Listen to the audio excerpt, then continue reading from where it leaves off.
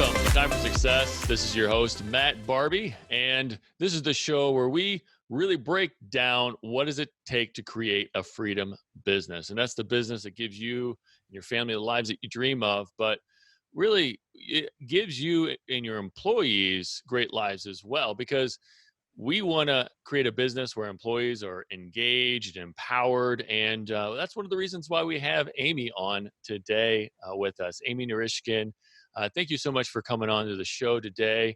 It's great having you here. Thank you for inviting me. This is awesome. Yeah. And it's fun to be with you again, Matt. I look forward to this. Yeah, it's great having you on the show again. And really probably at a very opportune time. Really the discussion that we're going to have about culture and diversity and inclusion and what steps to take. Obviously, with the world kind of the way it is, we need this discussion, right? It's time. It's a good time.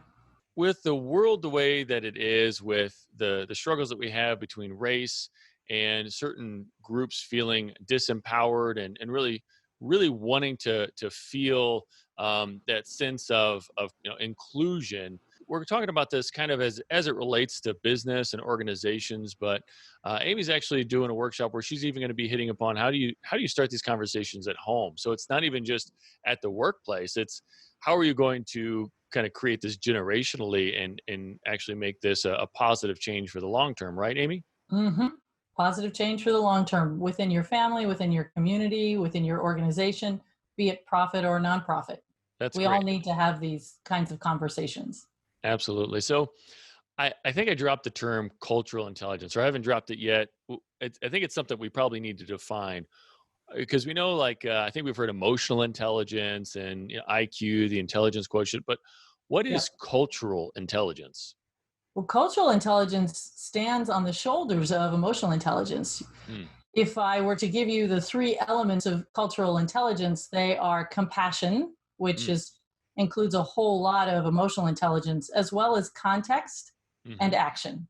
So all three elements show up. If I were to give you a definition of a person who has cultural intelligence, that's a person who is able to appreciate another person's perspective and change their behavior to show genuine respect. Genuine respect. I think that respect is one of the key words that I think people are really wanting to feel these days. Respect as an individual. How does the lack of respect often kind of rear its ugly head in a workplace or in an organization? If somebody feels sidelined or silenced, I appreciate the fact that you're bringing up kind of the symptoms, because that's what we notice first. Because I'm doing a workshop for family and teachers specifically on Thursday, I'll just kind of give you some examples. You might hear family members saying those people and talking about those people. You might have family members who skulk away because they just don't want to talk about race, religion, or politics. You might hear within a family or community where there's a lack of cultural intelligence, people using stereotypes or name calling, just out of frustration. So those are some examples. If you've got a family that lacks cultural intelligence or a community that lacks cultural intelligence, they might not be noticing who's not talking or who's not in the room. The way human beings are is we tend to surround ourselves with people like us. Look like us, sound like us, smell like us, eat the same foods. And so when we're not accustomed to people that are different, diversity can be off-putting and make us uncomfortable. And it isn't necessarily a bad thing. It just is an opportunity for growth, an opportunity to learn a skill set.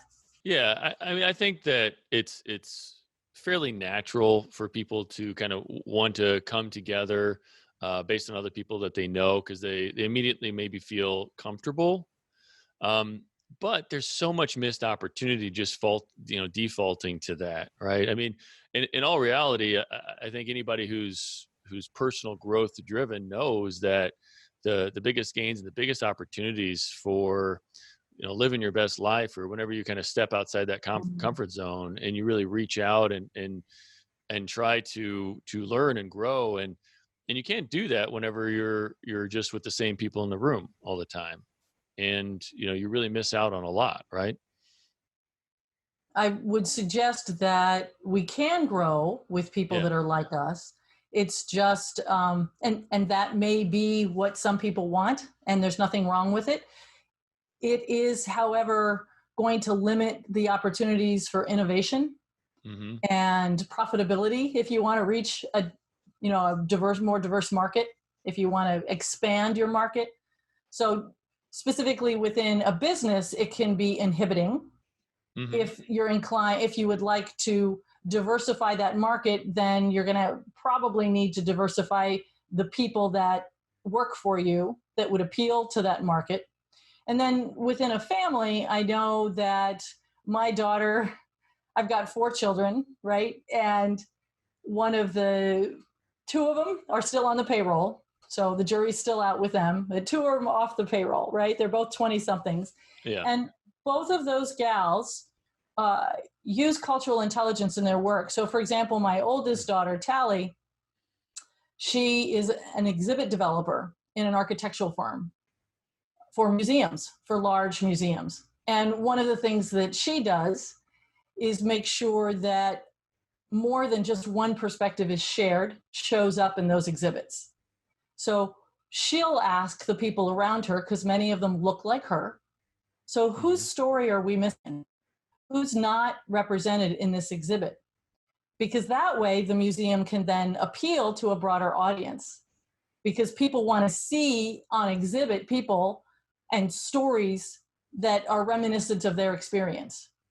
And Yeah. then my second daughter down, she's 25. Abby lives in New York City, and so an incredibly diverse environment. But even more importantly, she works for Business Insider as a journalist.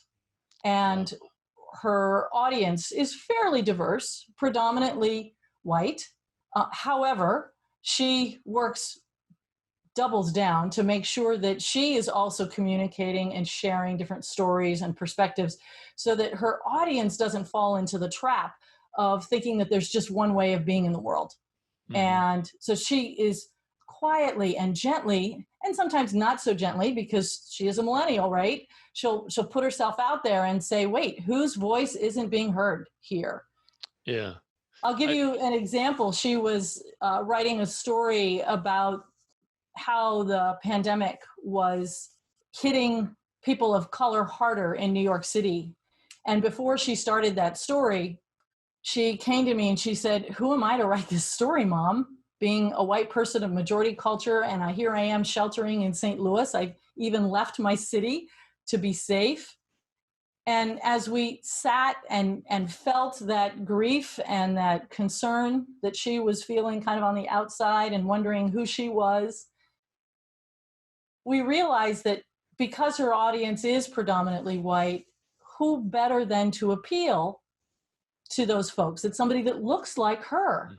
And she ended up writing writing and producing a great script.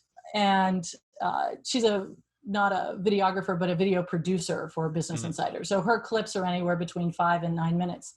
Hmm. And ended up writing a great story that walked people through how the discrepancy between people of color and white are hitting the different communities. So I'm Hmm. really grateful for cultural intelligence, even within my family. Yeah. Yeah. I think that that's an interesting phrase that you use.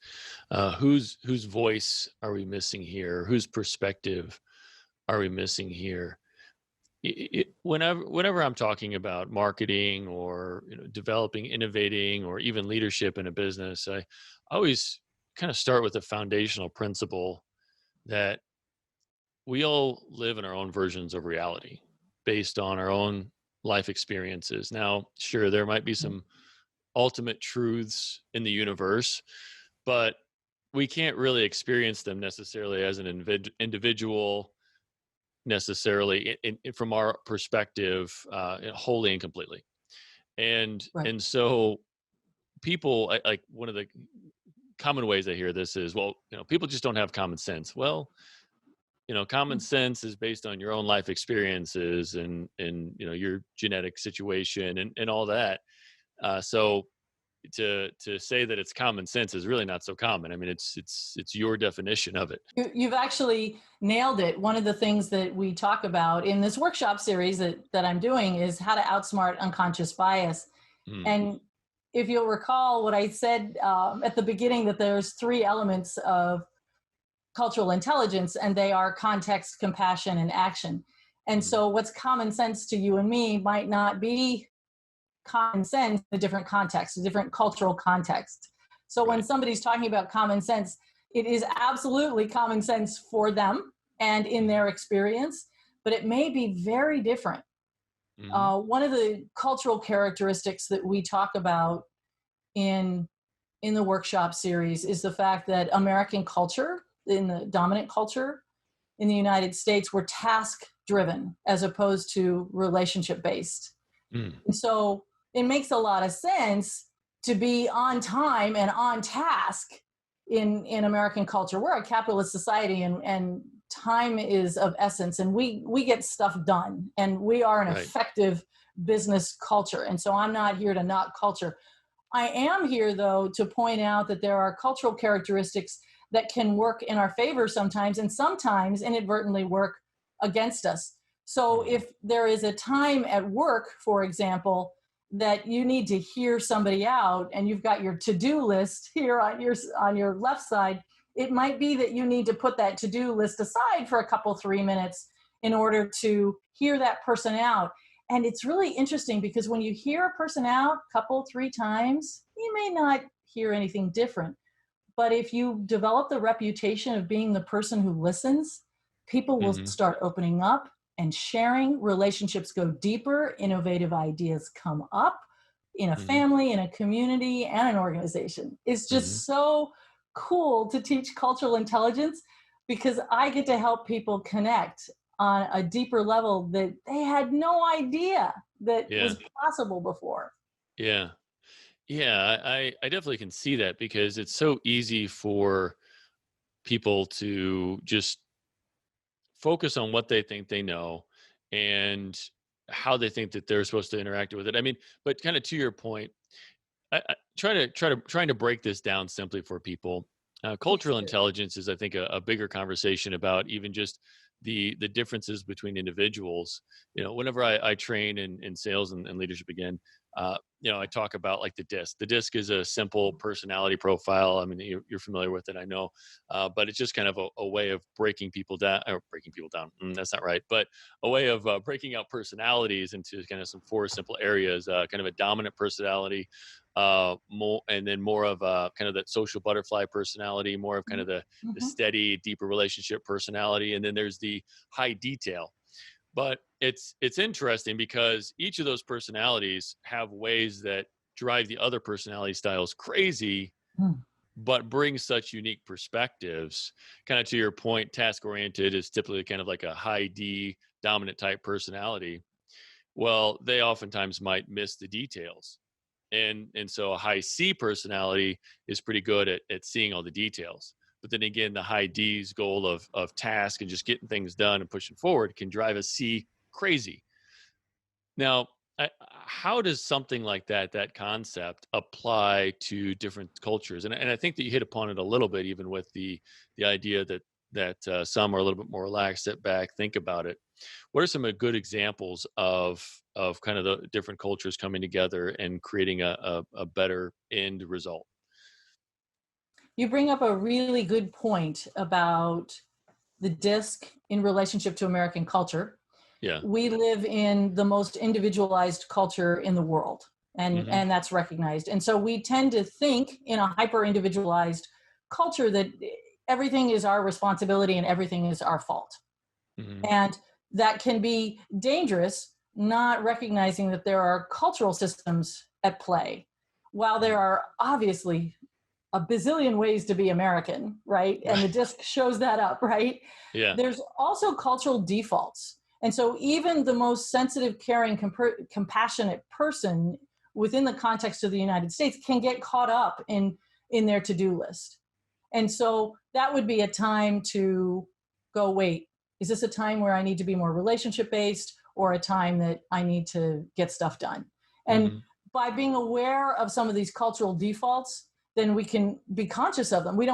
I remember one of these gals in my workshop, she was a station manager, and I had just explained the difference between cultures that are relationship-based versus task-based. So many of the cultures in the United States that are minority cultures are relationship-based.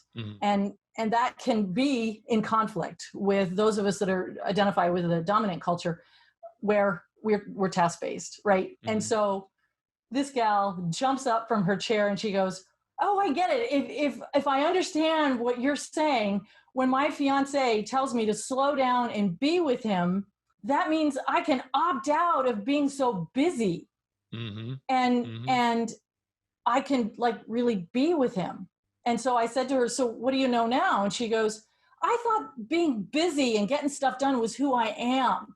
And what I understand you saying, it's the culture that's kind of imposing itself on me. And now that I know, I can opt in or opt out." I recently did a workshop for a nonprofit group, a series of workshops for a nonprofit group. And we were talking about this same fact, because they are serving school supplies or giving away school supplies to families in need. And is it a time to just get stuff stuff in people's hands and get out the door? Or is this an opportunity to show genuine interest, genuine care, and learn people's stories? That if they collect enough stories, could they pick up on a pattern that could better serve the community? And that community that they're serving could end up kind of leading them. And so there is cultural intelligence, this hearing somebody out, appreciating their perspective, and changing their behavior, either individually or collectively, to show respect. Just so cool, because then they feel loved on and they want to keep coming back, right? Right. That's fantastic.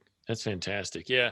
Taking the time to understand other people's stories can teach us so much about ourselves. I mean, I love that you're talking about that person. I think you said it was in a class where they were so task driven. I see that in even some relationships that of loved ones that I know that are in relationships that are biracial, and one person is go go go go go because they think that that's kind of what they're supposed to be doing, where the other one's like, could just sit back, relax, and Right. let's just hang out, be together, and we don't have to be always doing something. We can just be a couple people just Yeah. hanging out, and Yeah, we can connect with each other. right. And that teaches us too, if we take a step back, like where is this driven from? I mean, there's times on both sides, where sure, I mean, there's things to be done, and so somebody who's a little bit more relationship based, yeah, they got to step up and make do things, or sometimes when people are just way too stressed out about all the things that need to get done, and they need to take a step back and just relax and just be. But I think it's always key, like whenever you're feeling discomfort, and I know that I do this personally. Whenever I'm feeling discomfort with a situation or a person, I'm like, okay, where is this coming from? Is it a mismatch of personality or understanding? Is it a bias on my part? What's going on here?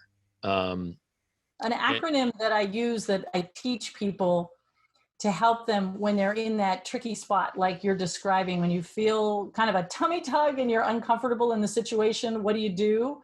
yeah. So the acronym that I teach people is STOP, S-T-O-P. So S, slow down. T, take 3 deep breaths.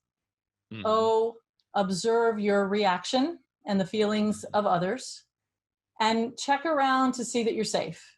And if everything's cool, P, proceed with curiosity and wonder. And that process of slowing down the situation, giving yourself time to check and see if your bias is creeping in and saying, ooh, you don't like that person because somehow they're different, or they smell different, or they look different. But wait, can I engage? I remember doing a workshop on unconscious bias with a group of teenagers, and it was a mixed race group. One of the boys came up to me after church about a month later, and he goes, Miss Amy, this whole unconscious bias thing totally works. And I'm like, what are you talking about? And I'm like, can you just slow down and like tell me the story? And he goes, okay. So I was downtown, I was on the corner and I had my hood up and I was waiting for the light. And this lady walks up and she sees me and she's a white lady and she pulls her purse closer. And I remembered the training you gave me. And I realized that was her unconscious bias influencing her behavior. And I felt kind of bad that she felt threatened. And so I put down my hood and I said, good morning, ma'am. And we ended up having this whole conversation before the light changed. He goes, Wow. this is really powerful stuff, Miss Amy. So fun. It was so fun. Oh, I love that story. I mean, because there's the two sides of it, and you know, that gentleman could have taken it in the wrong direction. You know, from that day, you know, he could have been like, oh, gosh, I can't believe it. Another person doing that, you know, pulling the purse closer and just felt dismayed by it. Right. But Right. but he took the time to take a step back and realize, you know what, this stuff happens, not necessarily her fault. She's not even aware she's doing it. You know, Right. you call it unconscious bias. And he turned the situation around and, Right. you know, made her think differently, I think, probably of that, you know, and that's the thing that a lot of people just don't get is so much is from the unconscious, the subconscious Right. that controls so much of what we do. It's kind of that inner programming that we're not even aware of, but Right. it you know, it drives just the little the micro expressions or just those little habits that we have Yep. from the pulling the bag closer, or you know, walking on the other side of the street because there's somebody who's unfamiliar that we don't know. Right. You know, sure, sometimes dark alley, yeah, you probably want to, you know, walk on the other side just because you don't know it, you know, the person, but you know, you have to take a second step back and again say, okay, where is this coming from? Is this because, well, I'm in a dark alley, or am I in a pretty safe area and plenty of people around me, and Mhm. I'm just making this next step to try to cross the street for no good reason, Right. except for cultural bias, right?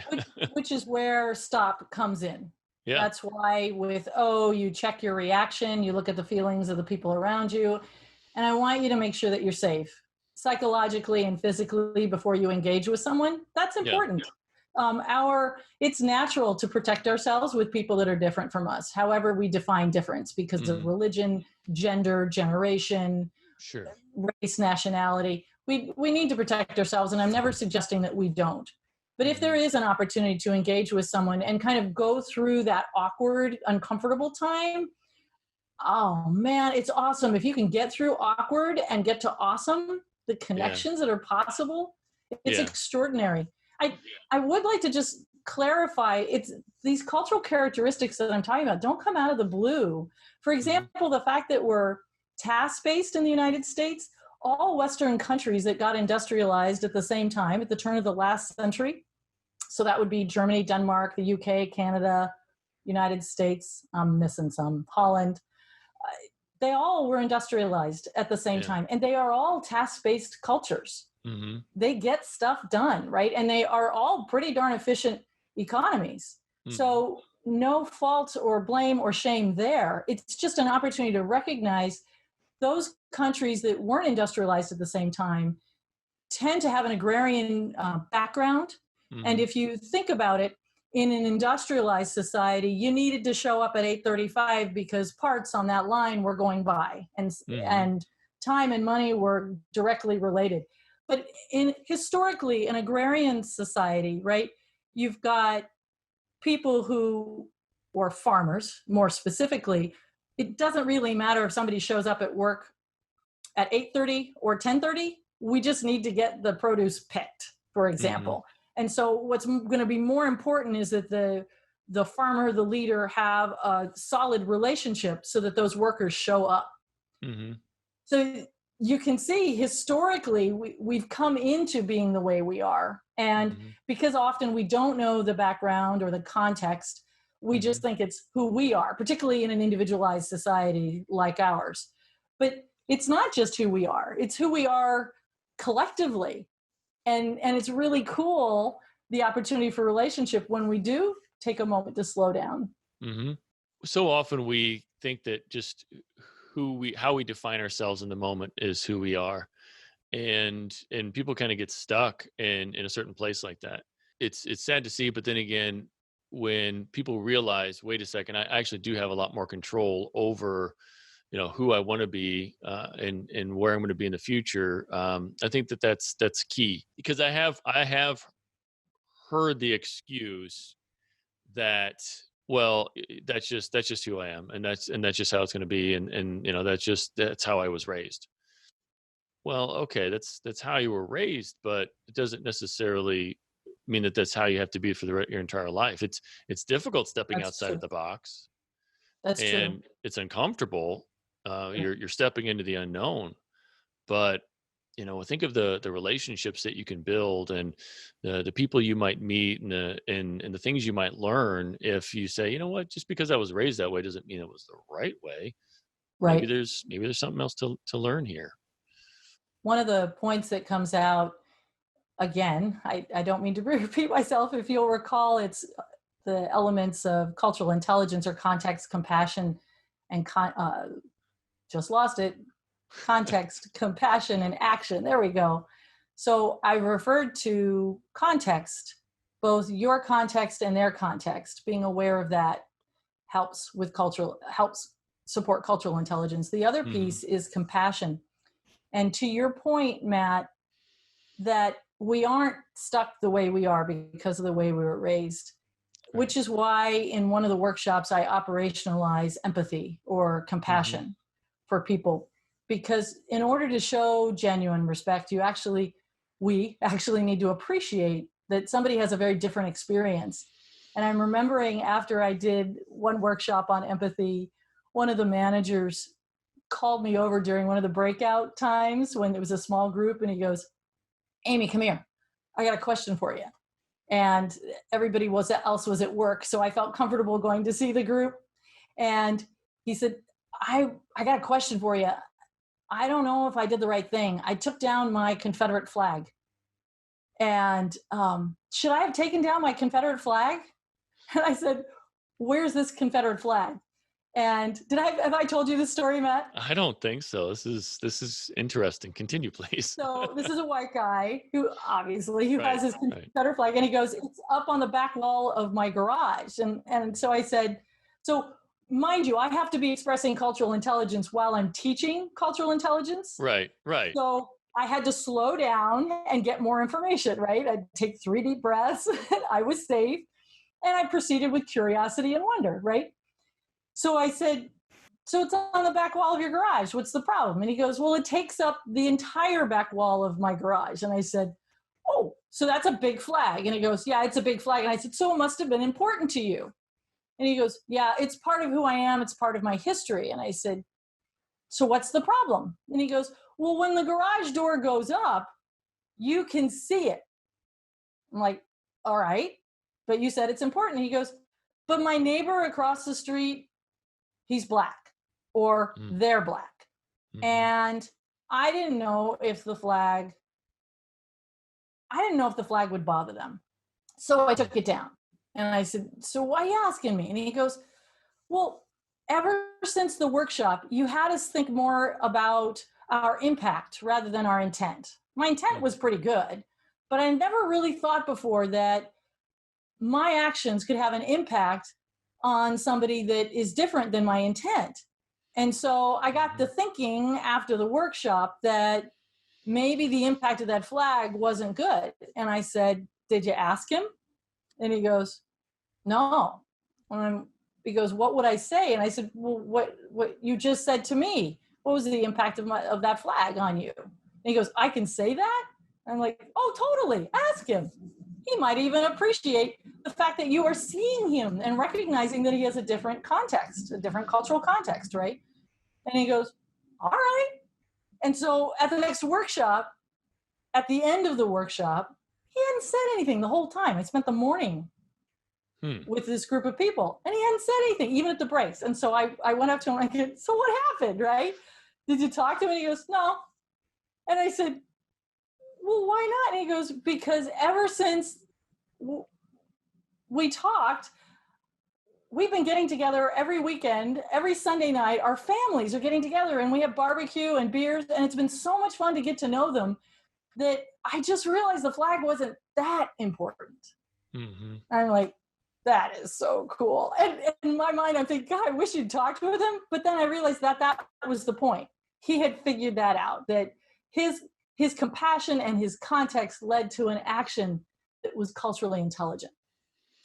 Yeah, I love that story. It actually gets me thinking, because what I see is you see a lot of anger and frustration on Facebook, because people don't want their rights violated, or they feel like because somebody else is saying that a certain group's lives matter, it means that their message of and their thoughts are impacted, and it kind of goes back and forth. But it's interesting to think about. Well, first of all, I always try to get people to understand a lot of why this kind of stuff goes on is because everybody wants to be the hero of their own story, and they seem to think that Amen. to be a protagonist, you have to have an antagonist. You have to have the villain, and unfortunately, they seem to think that That's that's always well. They always think that it has to be somebody on the outside or some sort of situation on the outside, and it's like, well, really, the only villain in your story is the guy yesterday holding you back, and that was you. So yeah, that was nice. past you. You just got to be doing Nice. better than you were yesterday, to be the hero of your own story. But it's interesting because it's almost like You're right, because this guy could have seen his neighbor as an enemy right, right, and been frustrated that he couldn't have his flag up. yeah, However, by proceeding with curiosity and wonder, he ended up creating a situation that's win-win, that right, was mutually beneficial, so yeah, that both families ended up having more friends. yeah, And that's the fun part about teaching cultural intelligence, is I get to help people create win-win situations across generations yeah, or races or across nationalities or gender. You hear yeah, somebody out, then they'll be ready to hear you out. And there's this lovely mutual relationship in solidarity. You're working now together. mm-hmm, mm-hmm, So I guess the antithesis or the enemy becomes division as yeah, opposed to a person. yeah.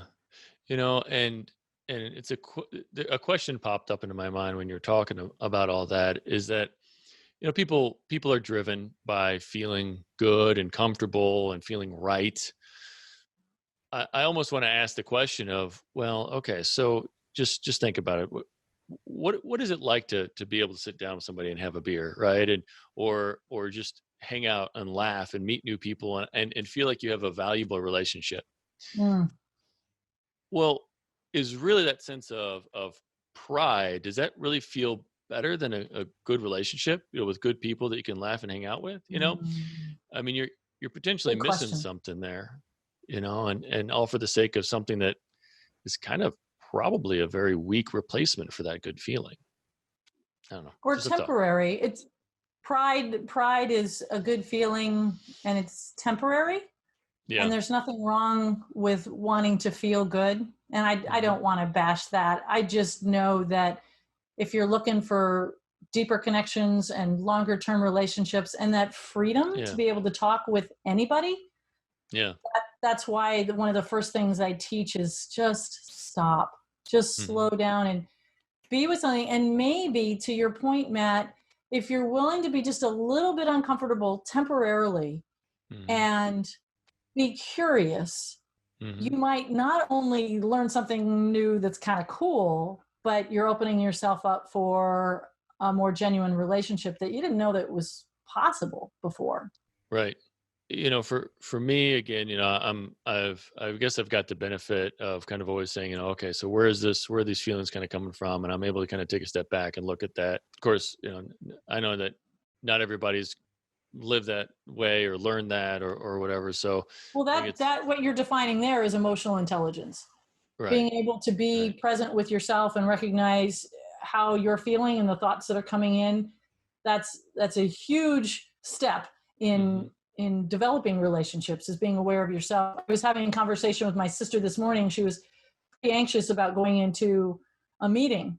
And we talked about the same process of slowing down and being present with herself, because it's really hard to hear somebody else out if you haven't spent any time hearing yourself out.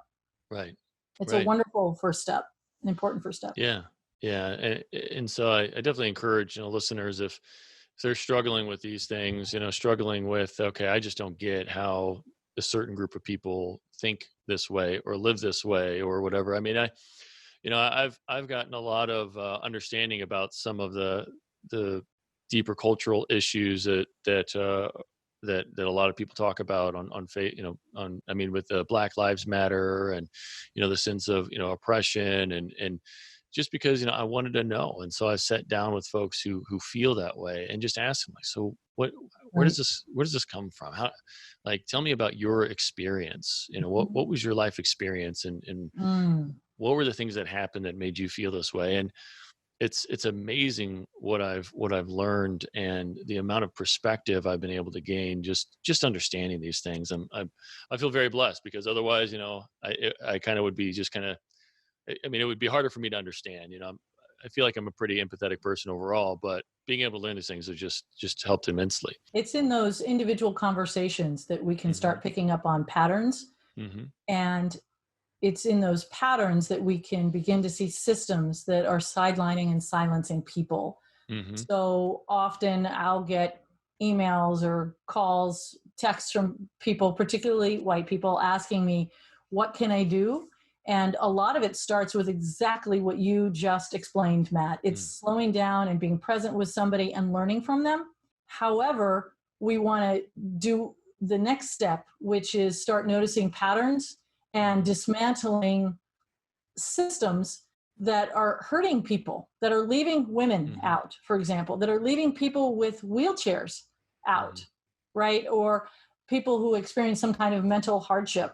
What we're talking about here with cultural intelligence isn't just about race. This is about overcoming the human tendency to pull away from that which is different, Hmm. and actually leaning in, like you described, to it, so that we can pick up on these patterns. Hmm. We don't want to have within our organizations, within our families, systems and patterns that continuously lead people out, and then we don't bother listening to folks about what's Hmm. hurting them. How do we undermine social injustice if we can't hear people out? I love that Hmm. you pointed that out.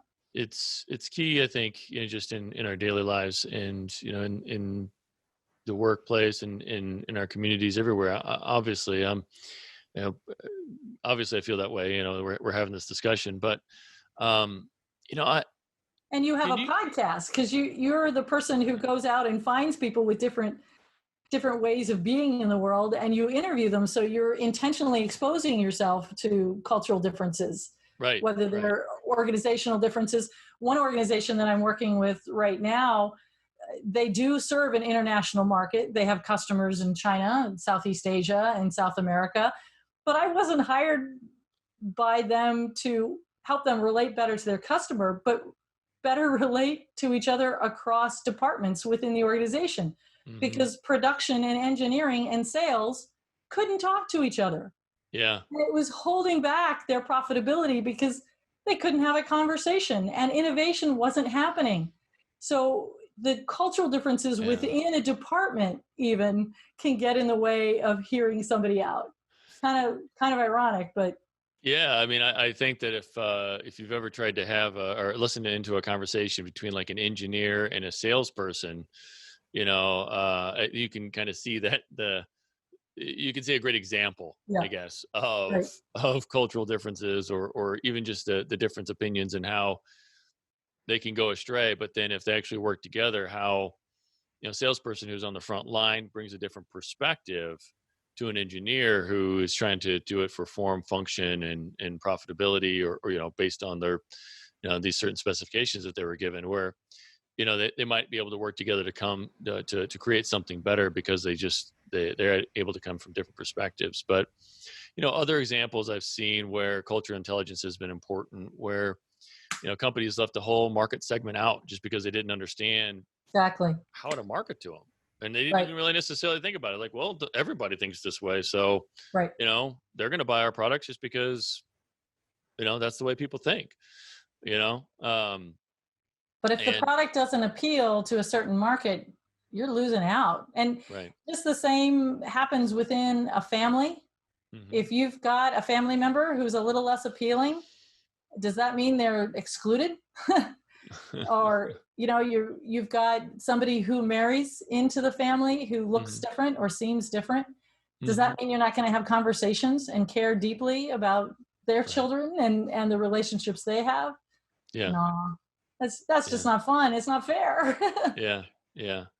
I think that we all grow, and we are so limited in our view based on, again, like our subconscious, our past experiences and all that. And if we really think for a second, like, oh my gosh, I am, if we really think about how deeply we're limited just because we only live our life from these, two eyes and these two ears, Right. there's a whole world out there of experiences that we're missing out on if we remain closed-minded and we don't just ask. I just encourage people to take that time. If you've ever found yourself on Facebook and thinking like, oh, that idiot, I can't believe they've got that belief, or they're saying that thing, or they're doing that thing, or they're doing, just take a second and just say, wait a second. Um, maybe there's something else that they're going on in life. Send them a Facebook message and say, I'd love to hear a little bit more about, what you're saying there, just because I want to understand your point of view a little bit better. Just start there. Because, I've heard people who think that they're on the righteous side. Let's say, I know a person who is, they say that the Christians are bad because of bad things that happened because of Christianity, years ago. And so they want to take down Christianity because of, or even Christians of what Christians might do today. And so they think that they're right because they think that, Christians are hypocrites, or because of, bad things that were done in the name of Christianity in the past.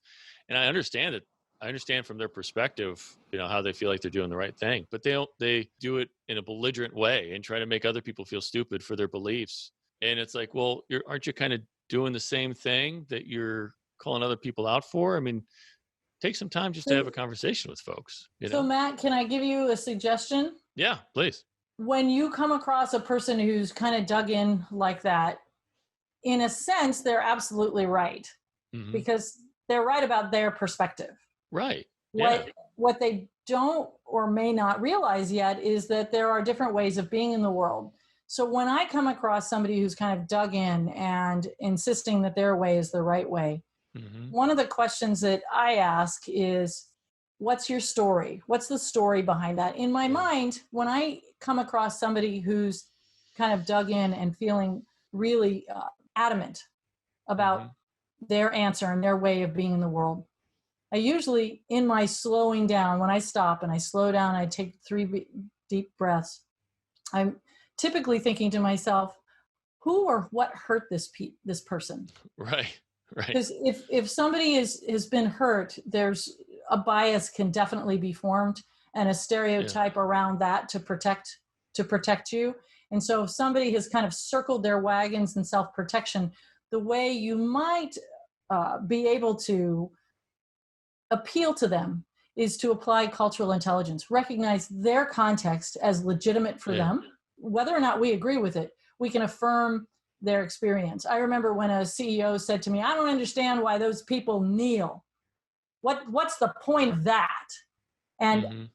while I didn't agree with the CEO, I met him where he was and I said to him, I bet that's disconcerting to you because, as far as you're concerned, that's disrespect for our flag. And Mm. I'm married to a French guy, and the American flag flies at the same level in France as the French flag all along the coast that we helped them reclaim 75 years ago during World War II. I know what that flag means around the world. So I can imagine how angry that would make you feel that somebody would disrespect that flag. And he goes, exactly, you understand, Amy. And I said, I do. And can I tell you a little something? Can I offer a different perspective? And he said, sure. Because I'd now heard him out and acknowledged his feelings. I had Hmm. now permission from him to say, I wonder what it's like for that guy when he's not in his football uniform and he's riding down the street on his bike and he's in Mm-hmm. jeans and a t-shirt. Now he's just a big black guy on a bike. And because of his skin color, he doesn't necessarily feel safe. I Yeah. wonder what it's like for him to go through life in American culture not feeling safe. Could Mm-hmm. it be that when he's taking a knee, that he's trying to quietly communicate enough is enough? Mm-hmm. He's not throwing a bomb. He's not doing anything really belligerent and loud. He's just taking a knee. And he Mm-hmm. goes, well, I never thought of it that way. And he goes, yeah, that's a good point. And so it's this kind of meeting somebody where they are, and then once you've heard somebody out, recognize their context is legit, show some compassion, right? Then I'm allowed to suggest something different. Dare I? But I do. Right. Right. Yeah. That's so key. That whenever there is a difference of opinion, people need to feel heard first before, Yeah. because they need to know that you care enough to understand them and their perspective before they're ever really going to listen to your opinion. And Thank you. unfortunately, in American culture, they think that the way to, persuade or have a discussion or any sort of discourse is just to come out swinging and tell you all the reasons why I'm right and Yeah. you're wrong. And it's like, Yeah. Yeah. no, I'm not sure that's just an American culture. I think that's pretty human. We want to be well, right. yeah, yeah, We want that's to be fair. right. That's fair. In Yeah. one of the workshops I taught, one of the guys came up to me. It was a workshop on active listening. We operationalized active listening in the Mm, workshop. mm-hmm. And he came back to me a week later. The guy didn't say anything during the whole workshop. He was just kind of nodding and taking notes, super quiet. He came up to me a week later when I was back on site and he goes, this active listening stuff really works. And I said, why does it really work? And he goes, well, before I couldn't even be in the same room with my sister without her calling me names. Mm-hmm. We just couldn't, we hadn't had a conversation in years. And I said, so what happened? And he goes, well, we sat down and we talked for like 2 hours and I did the whole active listening thing. And I said, what was the result? And he was kind of quiet and he looks down at his shoes. I think he was a little embarrassed. And then he looks back up at me and he goes, well, I realized I didn't have to be right. Wow. Wow. He That's a just, deep, his deep, sister deep just shift. wanted Yeah. affirmation. She didn't Yeah. need to be right. She just wanted to be heard. And that's the Wow. beauty of cultural intelligence is that people get to feel seen and heard. Yeah. Can I share with you the 4 workshops? Yes. Yes. that Please are share us the 4 workshops as we're closing out here. Yeah, the title of the workshop series that I'm doing more specifically for teachers and parents and leaders in nonprofits this time is how to talk about differences with children and navigate cross-cultural conversations with friends.